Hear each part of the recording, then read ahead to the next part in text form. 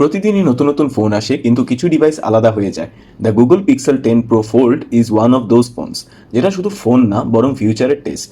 ওজন মাত্র 258 গ্রাম আর থিকনেস মাত্র 5.2 মিলিমিটার।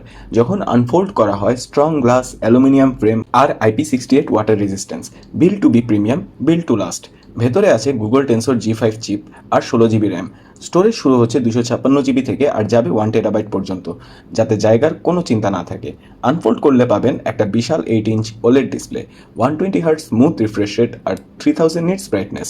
আর ফোল্ড করলে থাকবে সুন্দর একটা 6.4 ইঞ্চ কভার স্ক্রিন, দুটোই ইকুয়ালি ক্লিয়ার, ইকুয়ালি ব্রাইট। ক্যামেরার কথাই ধরুন, পিক্সেল মানেই শক্তিশালী ক্যামেরা।